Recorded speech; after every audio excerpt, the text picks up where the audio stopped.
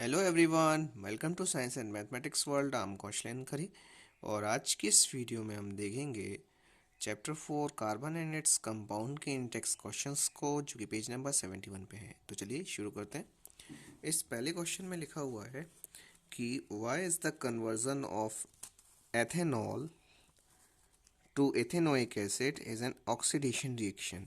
अब इसमें हमें बताना है कि जो एथेनॉल जो होती है CH3CH2OH या C2H5OH, इसे एथेनॉल बोलते हैं।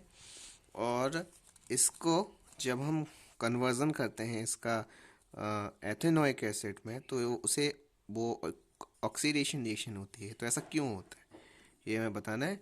तो यहाँ देख लीजिए आप, यहाँ पे एथेनॉल दी हुई है CH3CH2OH। ये इसमें 2 कार्बन है और 5 हाइड्रोजन हो गए और OH जुड़ा हुआ है इसमें। तो ये है एथेनॉल। एथेनॉल क्या है? आपका एक अल्कोहल है और इसका ऑक्सीडेशन कर रहे हैं, मीन्स इसमें क्या कर रहे हैं, ऑक्सीजन की एडिशन हो रही है। तो इसमें मतलब ऑक्सीजन जब ऐड होती है तो इससे क्या बन जाता है, ये कार्बोक्सिलिक एसिड बन जाता है। इसका जो है यहाँ से आपका OH है तो यहाँ का O इसमें जुड़ जाएगा, ये देखिए जुड़ गया। और यहाँ से ये H2 और इससे एक और O ले लेगा वो, तो यहाँ बचेगा क्या, H2O। ये बाहर निकल जाएगा आपका, तो वह वाटर बाहर निकल जाता है। तो इस तरह से ये होती है रिएक्शन। तो इसको कहते हैं भाई, ये ऑक्सीडेशन रिएक्शन क्यों है? क्योंकि since the conversion of ethanol to ethanoic acid involve the addition of oxygen to ethanol, so it is an oxidation reaction. क्योंकि क्या होता है कि जो इसमें जो कन्वर्जन होता है उसमें ऑक्सीजन का एडिशन होता है, तो इसीलिए इसको क्या बोलते हैं, ऑक्सीडेशन रिएक्शन बोलते हैं। तो ये था हमारा क्वेश्चन का आंसर। अब बढ़ते हैं हम अपने सेकंड क्वेश्चन की तरफ। सेकंड क्वेश्चन में लिखा हुआ है a mixture of oxygen and ethyne is burn for welding. Can you tell why the mixture of ethyne and air is not used? तो इसमें हमें ये बताना है, जो मिक्सचर होता है किसका, आपके इथाइन और ऑक्सीजन का, उसका यूज़ करते हैं हम वेल्डिंग करने के लिए। तो अब इसमें ये पूछा गया है कि जो एथाइन और एयर को हम क्यों नहीं यूज़ करते, ऑक्सीजन अलग से क्यों डालनी पड़ती है हमें। तो ये है हमारे क्वेश्चन। अब देख लीजिए यहाँ पे इथाइन, अब यहाँ देखिए YNE लगा हुआ है। तो YNE लगा है तो इसका जो इथाइन में C2 रहते हैं, तो यहाँ देखिए 2 C है और इसमें ट्रिपल बॉन्ड से जुड़ा होता है, इसीलिए इसमें YNE लगा होता है। तो यहाँ देखिए CH2 ट्रिपल बॉन्ड CH, ये है। तो अब ट्रिपल बॉन्ड लगा है इसीलिए और एक H इससे जुड़ा है, तो इसकी कार्बन की 4 बैलेंसिंग कंप्लीट। तो इस तरह से जो होता है आपका इथाइन। तो इथाइन का जब क्या कहते हैं कि जब भाई इसको जलाते हैं अपन लोग किसमें, ऑक्सीजन की साथ, तो यहाँ देखिए 4 कार्बन डाइऑक्साइड निकल रही है और ये वाटर निकल रही है और हीट जनरेट हो रही है। तो अब इसमें कह रहे हैं क्यों भाई ऐसा होता है कि भाई हम ऑक्सीजन अलग से डालते हैं, उसमें एयर यूज़ नहीं करते। तो इसमें कह रहे हैं कि when ethyne is burn in air, जब इथाइन को बर्न किया जाता है एयर की प्रेजेंस में, इट गिव्स अ सूथी फ्लेम। तो ये सूथी फ्लेम देती है। सूथी फ्लेम मीन्स क्या होता है, काले रंग की फ्लेम, काली काली सी धुआं वाली फ्लेम देती है ये। और फिर क्या है, this is due to incomplete combustion of combustion caused by limited supply of air. और ये क्यों होता है, इससे काली सी फ्लेम क्यों आती है, क्योंकि ये इनकम्प्लीट कंब्यूजन होता है, मतलब अच्छी तरीके से जल नहीं पाती है वो।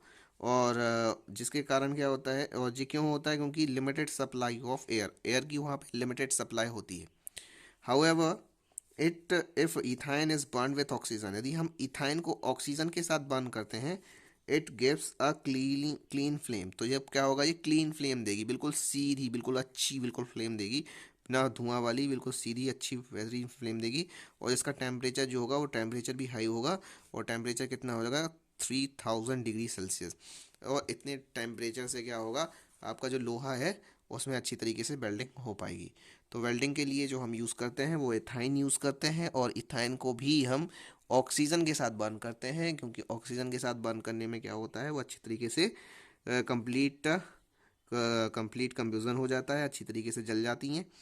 और उसमें एयर के साथ इनकम्प्लीट कंब्यूजन होता है, और क्योंकि लिमिटेड सप्लाई होती है एयर की, इसलिए। और इस कंप्लीट कंब्यूजन से क्या होता है कि क्लीन फ्लेम मिलती है और टेम्परेचर भी हाई होता है। तो ये थे हमारे दो क्वेश्चन जो कि पेज नंबर 71 पे थे। अब चलते हैं नेक्स्ट क्वेश्चन की तरफ। हमारे जो नेक्स्ट क्वेश्चंस हैं वो पेज नंबर 74 पेज पे हैं। तो इसमें क्या है देख लेते हैं। वो इसमें पहला जो क्वेश्चन हुआ है वो पूछ रहे हैं उसमें हमसे कि how would you distinguish experimentally between N alcohol and a carboxylic acid. तो इसमें वो कह रहे हैं कि आप किस तरह से एक्सपेरिमेंटली बता पाओगे कि कौन सा अल्कोहल है और कौन सा कार्बोक्सिलिक एसिड है। तो इसका जो आंसर है उसे हम देख लेते हैं। तो ये है हमारा आंसर। इसमें लिखा हुआ है कि when we can distinguish an alcohol and carboxylic acid on the basis of their reaction with carbonates and hydrogen.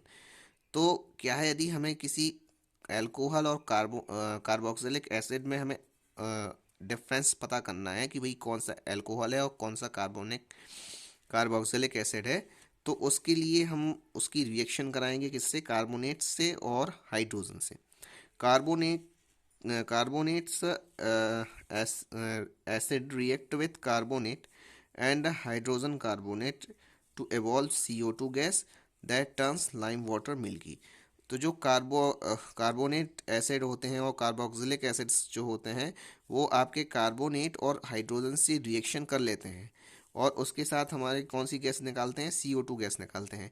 और आपको पता ही है कि जो CO2 गैस होती है उसे यदि लाइम वाटर के साथ मिलाते हैं तो वो लाइम वाटर मिल्की हो जाता है। तो उससे हमें पता चल जाता है कि ये कार्बोनेट्स हैं और कार्बोक्सिलिक एसिड्स हैं। ठीक है। तो यहाँ पे उसकी छोटी सी रिएक्शन दी हुई है। ये बिना उसकी रिएक्शन है कि देखिए यहाँ क्या है, मेटल कार्बोनेट है और मेटल हाइड्रोजन कार्बोनेट। यहाँ पे कोई भी मेटल हो सकता है। तो उसकी जब रिएक्शन कराते हैं किससे, कार्बोक्सिलिक एसिड से, तो बनता है सॉल्ट निकलता है और वाटर निकलता है और कार्बन डाइऑक्साइड निकल आती है। और इस कार्बन डाइऑक्साइड को यदि हम लाइम वाटर के साथ मिक्स करते हैं तो लाइम वाटर मिल्की हो जाता है। तो जिससे हमें समझ में आ जाता है कि ये कार्बोक्सिलिक एसिड है। अब जो एल्कोहल्स हैं, तो एल्कोहल्स डू नॉट रिएक्ट, वो रिएक्शन नहीं करते with carbonates and hydrogen carbonate. वो हाइड्रोजन कार्बोनेट और कार्बोनेट से रिएक्शन नहीं करते, तो उसमें कोई गैस ऐसन भी नहीं निकलती। तो हम समझ सकते हैं कि ये कौन से हैं, ये आपके अल्कोहल्स हैं। तो चलिए देखते हैं, अब सेकंड क्वेश्चन पे चलते हैं। सेकंड क्वेश्चन में लिखा हुआ है कि व्हाट आर ऑक्सीडाइजिंग एजेंट। अब इसमें पूछ रहे हैं कि ऑक्सीडाइजिंग एजेंट क्या है। ये बहुत ही इंपॉर्टेंट क्वेश्चन है, कभी पूछा भी जा सकता है आपका कि oxidising, what do you mean by oxidising agent. Oxidising agent से आप क्या समझ पा रहे हो, तो ये क्या है। तो क्या कहते हैं कि भाई कुछ सब्सटेंस होते हैं, some substance like alkaline potassium permanganate KMnO4 and acidified potassium dichromate K2Cr2O7 are capable of adding oxygen to others। कुछ सब्सटेंस होते हैं, जैसे एक होता है एल्कलाइन पोटेशियम पर मैग्नेट जिसका फॉर्मूला होता है KMnO4, और एक और होता है इसको बोलते हैं हम एसिडिफाइड पोटेशियम डाइक्रोमेट, इसका फॉर्मूला होता है K2Cr2O7। ये क्या कर सकते हैं, ये ऑक्सीजन ऐड कर सकते हैं में किसी दूसरे कंपाउंड में, किसी दूसरे के साथ रिएक्शन हो रही है तो वो क्या कर सकते हैं, ऑक्सीजन ऐड कर सकते हैं डायरेक्टली। यदि इनकी इनकी प्रेजेंस हो जाए उसमें डाल दें तो उसमें वो ऑक्सीजन ऐड कर देंगे। तो इनको और खुद, और ये ऑक्सीडाइजिंग एजेंट की एक और बात रहती है कि ये खुद रिएक्शन में पार्टिसिपेट नहीं करते, बस केवल ऑक्सीजन को दे देते हैं। तो इसको क्या बोलते हैं, हम ऑक्सीडाइजिंग एजेंट्स बोलते हैं। तो ये थे हमारे क्वेश्चंस, इसमें केवल दो ही क्वेश्चन थे। अब बढ़ते हैं हम नेक्स्ट क्वेश्चन की तरफ। हमारे जो नेक्स्ट क्वेश्चंस हैं, टेक्स्ट क्वेश्चंस, वो पेज नंबर 76 पे हैं। तो चलिए देख लेते हैं इसमें क्या है। पहले क्वेश्चन में दिया हुआ है कि would you be able to check if water is hard by using detergent. तो इसका मतलब है कि भाई क्या हम बता सकते हैं या ये चेक कर सकते हैं कि पानी जो है वो हार्ड है कि सॉफ्ट है, केवल डिटर्जेंट का यूज़ करके। तो इसका आंसर ये लिखा हुआ है कि detergents are ammonium or sulphonate salts of long chain of carboxylic acid. जो डिटर्जेंट होते हैं वो क्या होते हैं, अमोनियम और सल्फोनेट सॉल्ट्स होते हैं, किसके, long chain of carboxylic acids के। और सोप के unlike soaps they do not react with calcium and magnesium ions present in hard water. तो जो सोप होते हैं, सोप तो रिएक्शन कर सकता है, लेकिन आपका जो डिटर्जेंट होता है, डिटर्जेंट कैल्शियम और मैग्नीशियम आयन जो कि आपके हार्ड वाटर में प्रेजेंट होते हैं, उससे रिएक्शन नहीं करता। To form scum, scum means होता है झाग, वो और उसमें रिएक्शन करके झाग नहीं बनाता हो। तो they give a good amount of lather irrespective of whether water is hard or soft.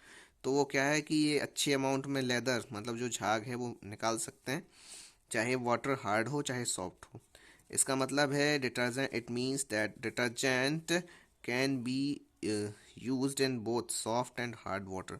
तो डिटर्जेंट जो होते हैं ना वो दोनों में यूज़ हो सकते हैं, सॉफ्ट वाटर में भी यूज़ हो सकता है, हार्ड वाटर में भी यूज़ हो सकता है। Therefore it can not be use to check whether the water is hard or not. तो इसी का मतलब है कि भाई हम लोग इससे नहीं देख सकते कि वाटर हार्ड है या सॉफ्ट। इससे हम डिटर्जेंट का यूज़ करके नहीं पता कर सकते। सिंपल सा आंसर है no, we can not check by using detergent that the water is hard or not. तो इसका मतलब क्यों ऐसा होता है, क्योंकि जो डिटर्जेंट्स होते हैं क्या होते हैं, अमोनियम और सल्फोनेट सॉल्ट्स होते हैं, किसके, long chain of carboxylic acid के। और जो आपका हार्ड वाटर होता है उसमें कैल्शियम और मैग्नीशियम आयंस प्रेजेंट्स होते हैं। और हार्ड वाटर हो चाहे सॉफ्ट वाटर हो, वो दोनों के साथ ही बढ़िया अच्छा सा झाग बना लेते हैं और अच्छे से यूज़ हो सकते हैं। तो इसीलिए इसका कोई फ़र्क नहीं पड़ता कि कोई हार्ड वाटर है या सॉफ्ट वाटर है, डिटर्जेंट दोनों में यूज़ हो जाते हैं। और हम डिटर्जेंट का यूज़ करके ये नहीं बता सकते कि water is hard or not. चलिए, तो अब एक दूसरा क्वेश्चन है, ये हमारी दैनिक डेली लाइफ से भी जुड़ा हुआ क्वेश्चन है। इसमें लिखा हुआ है कि people use a variety of methods to wash clothes. आपने देखा होगा जो हमारी मम्मी होती हैं वो घर में जब कपड़े धोती हैं तो अलग अलग प्रकार की मेथड्स यूज़ करती हैं। Usually after after adding soap they beat the cloth on a stone और beat it with a paddle, scrub with a brush, or the mixture is agitated in a washing machine। तो आपने देखा होगा कि जो हमारी मम्मा लोग होती हैं वो क्या करती हैं कि जब वो पानी को पहले पानी में सोप डालती हैं, सोप या डिटर्जेंट पाउडर डालती हैं, और फिर उसमें क्या करती हैं, कपड़े डाल के और बहुत देर तक डले रहते हैं, फिर उस कपड़ों को निकाल कर उसे सब पत्थर पे पटकती हैं, और उस पे पत्थर से पटक पटक के उसको घिसती हैं। और उसे एक वो रहती है जो आपकी पैडल बैट रहती है, एक तो मुगरिया बोलते हैं जिसको, उससे वो बहुत पीट पीट के उसको करती हैं कपड़ों को। और फिर ब्रश भी रगड़ती हैं। और फिर जो वॉशिंग मशीन में होता है तो वॉशिंग मशीन में जो कॉलर वगैरह के दाग होते हैं उसको निकालने के लिए भी उसमें घिसना पड़ता है बार बार। तो इस तरह से ऐसा क्यों होता है। और अब वो कह रहे हैं why agitation is necessary to get clean clothes. अब वो कह रहे हैं इस तरह से क्यों करना पड़ता है हमें जो क्लीन क्लॉथ्स चाहिए पड़ते हैं उसके लिए। तो इसमें इसका जो आंसर है ये है कि a soap molecule has two parts, namely hydrophobic और हाइड्रोफिलिक। जो सोप होता है ना, सोप मॉलिक्यूल आपका साबुन है, उसके ना दो पार्ट्स होते हैं, एक होता है हाइड्रोफोबिक और एक होता है हाइड्रोफिलिक। हाइड्रोफोबिक का मतलब होता है वाटर हीटिंग, मतलब वाटर से डरने वाले। फोबिक, फोबिक लगा ना, फोबिक मीन्स क्या होता है, जो डरता है पानी से। तो इसमें दो पार्ट्स होते हैं आपके साबुन में, एक होता है कौन सा, हाइड्रोफोबिक, और एक होता है हाइड्रोफिलिक। हाइड्रोफिलिक मीन्स होता है वाटर लविंग, पानी को पसंद करने वाले, और एक पानी से डरने वाले। दो प्रकार के होते हैं। तो पानी से डरने वाले कौन से हो गए, वो हो गए जो ऑयल वगैरह हो गए, तो वो किससे हैं, वो पानी से डरने वाले हो गए। और पानी को पसंद करने वाले कौन से हो गए, डर्ट वगैरह हो गई। ठीक है। तो इसके with the help of these, इनके कारण क्या होता है, ये अटैच हो जाते हैं किससे, ग्रीस से और डर्ट पार्टिकल से, and form a cluster called micelle. तो ये क्या होता है, इन दोनों के कारण, इसमें एक हाइड्रोफोबिक होता है, एक हाइड्रोफिलिक होता है। हाइड्रोफोबिक जो होता है वो किसके साथ रिएक्शन कर लेता है, वो अपना किसके साथ अटैच हो जाता है, वो अटैच हो जाता है ऑयल वगैरह के साथ। और जो हाइड्रोफिलिक होता है वो किसके साथ, जो जो मिट्टी वगैरह होती है उसके साथ अटैच हो जाता है। तो और इन दोनों के साथ अटैच होकर वो क्या बना लेता है, क्लस्टर बना लेता है, जिसको हम मिसल बोलते हैं, मिसल। और इस मिसल से क्या होता है, this these micelle remain suspended as a colloid. तो ये दोनों मिसल हैं जो एक कोलाइड के फॉर्म में रहते हैं और नीचे बैठ जाते हैं। टू रिमूव दीज मिसल, और इन मिसल्स को ही हटाने के लिए, इसी गंदगी को हटाने के लिए, it is necessary to agitate the clothes. इसीलिए ज़रूरी होता है कि क्लॉथ्स को क्या करना चाहिए, पीटना चाहिए, पटकना चाहिए, तब जाके कहीं जाके क्लॉथ साफ हो पाता है। तो ये थे हमारे आज हमारे यहाँ के पूरे इंटेक्स क्वेश्चंस कंप्लीट हो गए। आई होप आपको समझ में आ गए होंगे। और अब आप जल्दी से वीडियो को लाइक कर दीजिए, इसे शेयर कीजिए अपने दोस्तों के साथ, और चैनल को सब्सक्राइब ज़रूर कर लें। और और भी आप वीडियोस देखने के लिए हमें बताएं, कमेंट करके ज़रूर। अपने अपने कमेंट के माध्यम से हमें ज़रूर बताएं कि आप और क्या देखना चाहते हैं, आपको वीडियो कैसा लगा। और और भी आपके यदि कोई क्वेरीज वगैरह हो तो वो भी आप पूछ सकते हैं। तो इस तरह से आपका एक कमेंट और एक लाइक हमारा हौसला बढ़ाता है, सो इसीलिए प्लीज़ कमेंट और लाइक शेयर ज़रूर करें। मिलते हैं अगले वीडियो में। गुड बाय, जय श्री राम।